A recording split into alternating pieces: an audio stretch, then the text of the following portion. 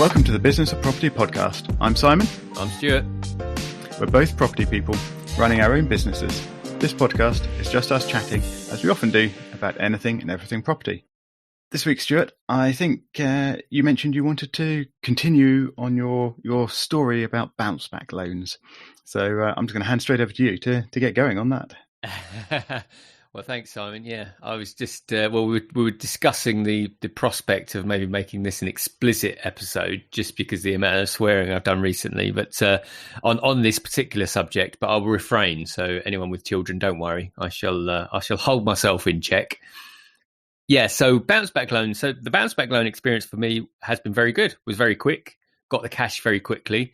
I think we spoke previously about the fact that, for me, a little bit of a frustration that obviously the government had to fully back it and cover the loan itself before the banks would release the funds, and now that's why access to that capital got easier because there was zero risk to the bank. But that aside, I guess for someone that needed funds, at least that money has come in, and so that's been a really positive.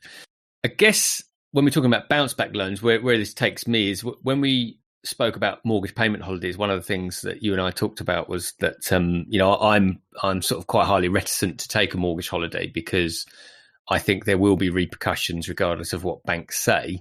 And just to underscore what we said pre-episode, if I need to take a mortgage holiday, I absolutely will, and that may happen as we'll come on to when we talk about our current rental properties and people that are, in my case, missing. But the thought that repercussions would happen has actually happened to me this week. So I've been working on the property project that I've been working on in Croydon, the flip, which is less of a flip and I won't call it a flop because it's going well. We're about to finish the works. Well, it's on a bridge, so we're trying to get out of the bridge, and we've been trying to refinance that actually for the last few months. And obviously, since middle March, that's kind of taken a back seat, because while the banks deal with everything else. Anyway, that came back online a couple of weeks ago.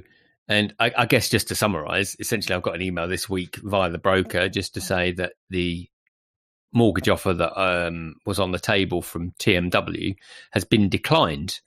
And their rationale for that the reason they used was that I've had a bounce back loan. Yeah, it's, I guess I can understand it because it's another debt to you or your company in this case, and that has to be repaid at some point, and they've got to check the cash flow implications of that and things. But to just blanket decline based on the fact that you have one does seem a bit harsh. Though I've anecdotally seen other people talking about TMW taking obscure or picking up on obscure things to give them an excuse to turn down loans recently. Yeah, so I wonder if they are just being extremely oversensitive. I think so. To try and be fair to them, I think what they're saying is it signifies other challenges around sort of personal debt. I mean, the irony for me is that bounce back loan has been sort of pushed aside and is actually been used to cover off any more costly debt. So it's actually going to be used for things that would cost more money percentage wise. So it's actually put me into a better financial position or fiscal position, for want of a simpler phrase. And so I guess where I understand where they're sort of coming from, but without a sort of conversation or being able to explain it gets very challenging. And I agree with what you've just said, and I've experienced this with other banks. Actually, I've experienced this with Paragon, where I get the sense that they just didn't want to loan at this time. And there was sort of one line from my broker where he said that he spoke to them about it to appeal it, and they just said that the decision's final. But my broker said, this is something that's completely new to me, and he was told that it's only something they've introduced during the pandemic. And I guess this is where my ire comes from, because they're saying it's because of the pandemic. Well, actually, everything that we're doing is to try and get ourselves through the pandemic. So yes, we might have a bounce back loan, or some people may have the business interruption loan scheme, the CBILS. which is really just to get us out the other side. In this scenario, we're adding a lot of value to a property, significant value. We've bought it for lower than what we believe the market would have taken for it. So, if they've got a first charge on this property, I don't think it's a high risk position. I think it's a very low risk position. And, that's my frustration, because I feel now that we're suffering because we've taken help that's been offered to us to ensure that we survive. So, and I guess that would just bring me around to my final point on it, because I'm not going to get too high up onto the soapbox, but that's the challenges that we were told to, use these things to get us through these situations. And now they're backfiring. And this is why I think the mortgage holiday is as great as it is, and why, on the initial, the message of take a mortgage holiday sounds really good as someone that's got lots of mortgages. That soon got, dampened by the thought that, well, actually, if in 3 months' time I need to remortgage or refinance with the same bank, will they view me the same way? And my view was no. Then this kind of, I guess, really, confirms it, doesn't it? Yeah, confirms that view. Yeah, it's unfortunate that you've actually done the more responsible thing by taking out the loan, because it's improved your situation. It's helped you get through the period while you need the extra support, rather than I don't know, more catastrophic results that could have happened without that support. And yet your business is being penalised for it. Yeah, I mean, the funny thing is, you say that, Simon, is that's it. I think the bounce back loan, without the bounce back loan, I still think we'd be fine, because we're like everyone else, we're battening down the hatches. We removed all costs, and we spoke about that on a recent episode. Both personally and from a business perspective, all the costs are being stripped out of the business. So we're probably being more financially astute than we've ever been before. So it's not that we're just taking that cash and doing a George Best and just drawing it out in 50s and throwing it on the bed and getting the champagne out. It's that we're, planning. It's very tempting. Yeah. Not sure how it works when you've got 4 kids in the house like me, or 3 like you, but it's tempting. But, we're now in a better position, and actually those funds are being used to improve some of the properties. So, my frustration only goes so far, because we just move on, because any one of us that's been doing this for any period of time, this is just part of the job, isn't it? But, right. For my part now, if someone, because of issues I've had previously, if someone says, "Oh, I've got a great deal, but it's coming from Paragon," and my first thought is, can you look at other banks for me, please? And, TMW, I think they'll be okay. For, I've got them on a standard buy to let. I think they're okay, and I think their rates are, well, I don't know what their current rates are, but their rates previously were pretty good. But just for me, it just belies maybe an immaturity of the lender in the property rental space, because we've currently got a bridge which is actually a very good bridge, but on even if they loaned at 70%. That would put us in a good place. And we're talking about property in, Greater London that's been bought at a good price, and we're adding significant value to it by adding 2/3 rooms. So yeah, it's one of those where you just feel its computer says no, and there's no real, the underwriter's not giving any latitude. Yeah, I think it's just where everyone has slightly gone towards the panic mode and being extra cautious. So it seems to be affecting TMW perhaps more than some other lenders. Are you or have you got other lenders your broker are looking at? Yeah, so obviously looking at alternatives. Fortunately, we're on quite a good bridge. I mean, for anyone that's on the standard buy-to-let rate, 5% plus is going to sound high, but for a bridge, it's pretty good. I think we're on. It's very good for a bridge. Yeah, it's around that. I think it's come down because of what's gone on with interest rates and everything else. So, the actual monthly cost is around 770, I think, which is for the rent that we would get for the flat is about 50%, even though we're still targeting it as a flip. So yeah, we've just got to hope that there are other lenders out there. As always, with most of my properties, there's a few other sort of complexities around it as well, but not for this. You don't like taking the easy options, do you? I don't. I wish I did. I wish I did.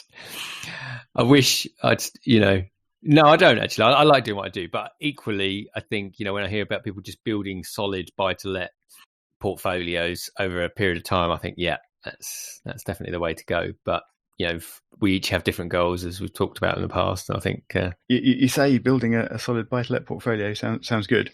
It's actually one of your simple buy-to-let, single-let properties that's giving you trouble at the moment, isn't it? On the rental side. Yeah, good shout. Yeah. So unfortunately, we've got a tenant who's just gone MIA, and I will be giving them a call after this podcast, actually, find out what's happening. And it's a shame. Really nice guy, couple. And, we appreciate it's difficult times. I mean, I've tried calling a couple of times and left a message. I mean, and the message just said, just a quick message to see how you are. I hope everything's okay. Let me know. No mention of rent, nothing. And that was my standpoint, was going to be, actually, if the tenant's in difficulties, I'm not going to mention it, other than to say, look, don't worry about it for now. Let's come back to it when things get back to normal, or you can see a light at the end of the tunnel. I generally just wanted to catch up with him, see if everything's okay. But we now haven't heard from him for about 6 weeks.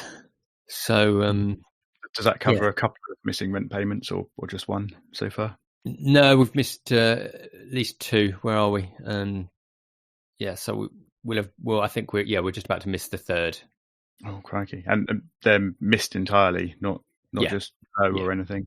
Yeah, no, it's all yeah. So that's a challenge. It's, I guess the positive side of it is it's my smallest property. It's a studio flat. However, it's the one in Kingston, so southwest London, just southwest Greater London.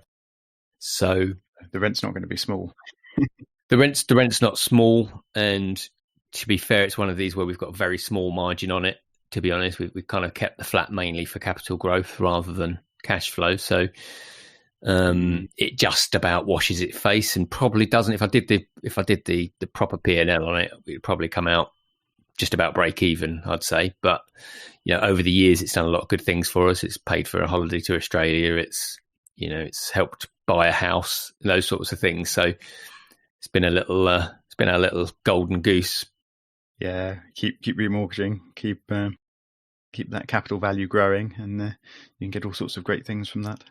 Yeah, although my sort of personal view on it, I know the market will keep going. It's 30 metre square property that was bought for about 107 17 years ago, and the value now, depending on the level of refurbishment, would be somewhere between 230, 250. My view is that it's kind of reaching the ceiling, because, okay, if it goes up to 300,000, I'm not sure what market's going to look at that. So I'm kind of getting to the stage where I am thinking about offloading. I mean, that's a very small property, but I think values do just keep going up. I mean, apart from anything else, they've got to counter the fact that inflation takes value away from each pound we have. So the property growth generally outstrips inflation, but the actual raw numbers will always keep going up, even if property growth or property values are not outstripping inflation. Yeah, I do agree with that. I think for me, it's when I just think about the next market that would buy it in the future.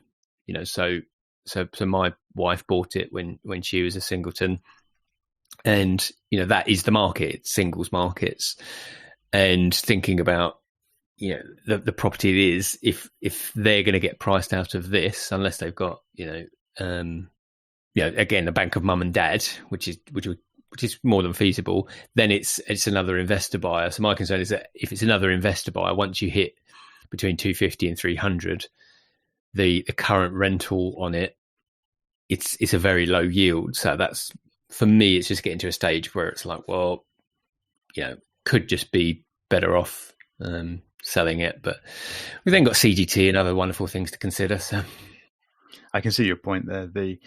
If it's targeting singletons and first-time buyers, probably there is a difficulty in affordability, certainly at the moment. So yeah, I can see what you mean about that reaching a certain limit. Yeah, but then equally, we're, in violent agreement with each other. But I agree, the property prices do keep increasing. But then I just think to myself, well, it's 30 meters squared. If in 10, 20 years' time it's a £500,000 property, then it's £500,000 property. But then I think, where's the market gone for that? Because as Bank of Mum and Dad's money cascades down, and it's going to get trickier and trickier. But yeah, that's the pub conversation, isn't it? So apart from that one missing tenant, are others proceeding pretty much as you'd expect? And well, it's a bit like you say. Actually, the other property, the 1-bed flat I've got, that's the other one where we're getting payments intermittently because sadly she's had to apply for universal credit, and that's not fully covering everything that it needs to cover. So that one, the payments on that are getting a bit spotty as well. But but other than that, the student portfolio and the young professional is, dare I say, in pretty good health. And I think the challenge we've got is just to see where we come out in terms of, as we've spoken about before. I won't go into it again here, but where we're going to be with universities in September, October, how many people will be returning to the areas. But the silver lining for me was the fact that we've got a young professional let, and that has been outstanding. And I guess the tenant type there, trainee solicitors, not all young professional. I mean, one's a worker, all still fairly young, but they seem to have just been able to do what a lot of us have been able to, fortunately, be able to do, which is remote working and so on. Mm-hmm. So yeah, touch wood, that's been pretty good. How about yourself? My news on the rent front is very boring, as in everyone seems to be paying. So it's a good boring, but yes, very, very uneventful. Obviously, yes, I'd take that. The latest rents were slightly reduced, which I volunteered to my tenants. But so far nothing missing. No more delays even. Apart from that one a couple of months ago now. So all looking good, really.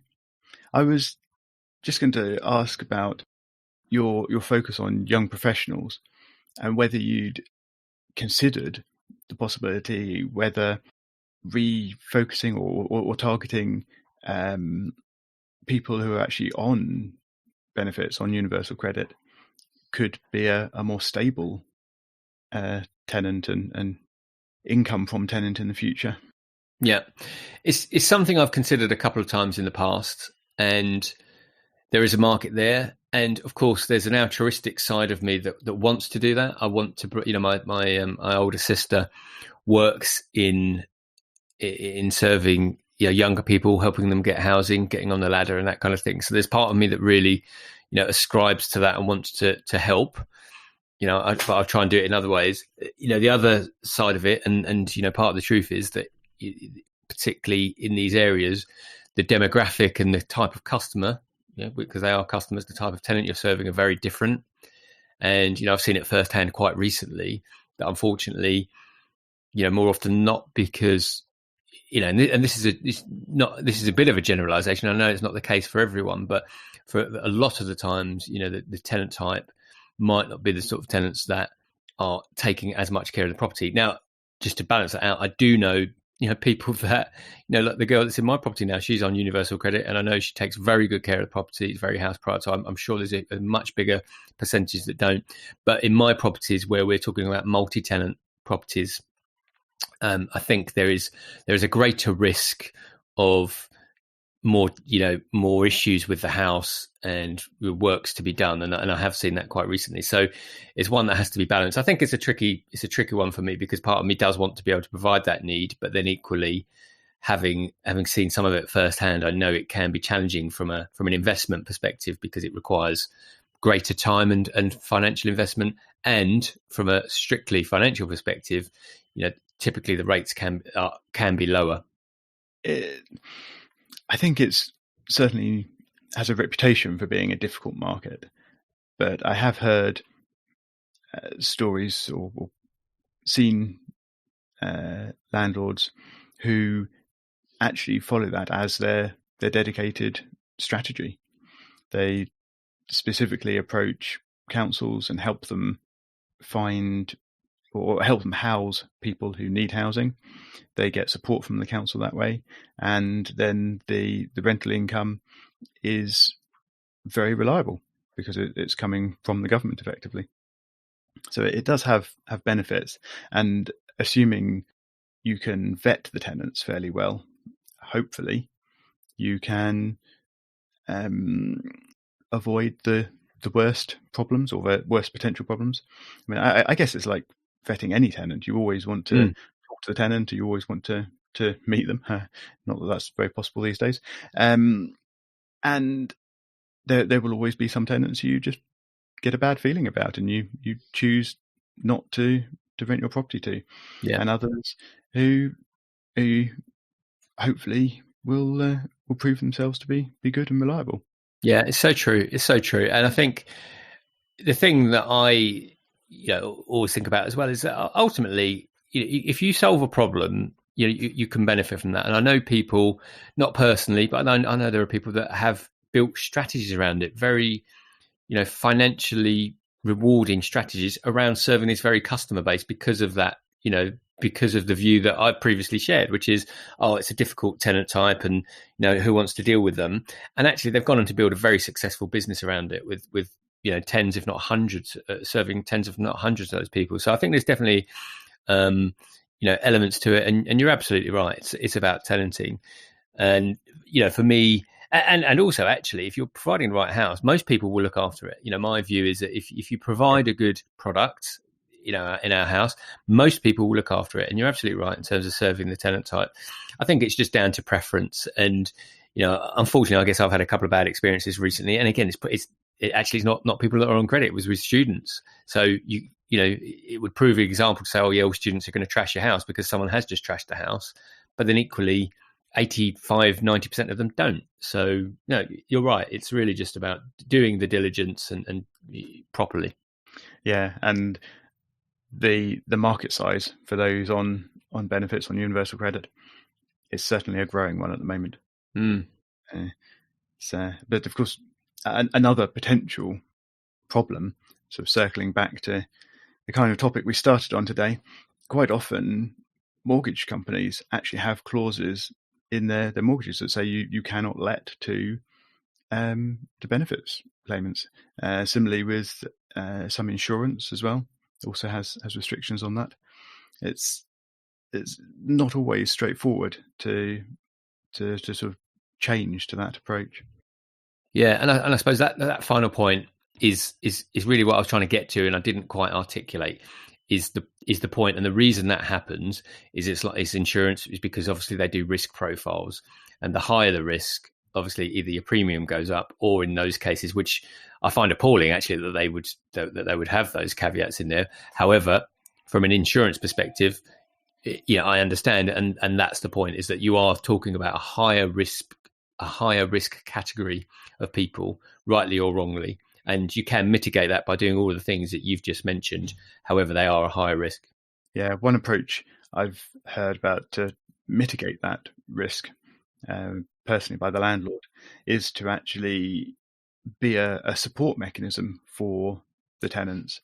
So you actually help them with universal credit claims. You help them in their sort of everyday life and process through those difficulties to ensure that they can get the right benefits, and if they ever have trouble with them, they know they can ask for help from the landlord, and hence as the landlord there, you stay aware of when those problems may occur before they happen, because people do keep that communications channel open. Yeah, brilliant. And you're helping the person at the same time. What a brilliant approach. And for me, the win-win is what it's all about. And so again, there are people out there that will be better at doing that than others that can help doing that. So, yeah. I wonder if there are any agencies out there that specialise in that level of care and support for more hands-off landlords, but landlords who would like to. Yeah.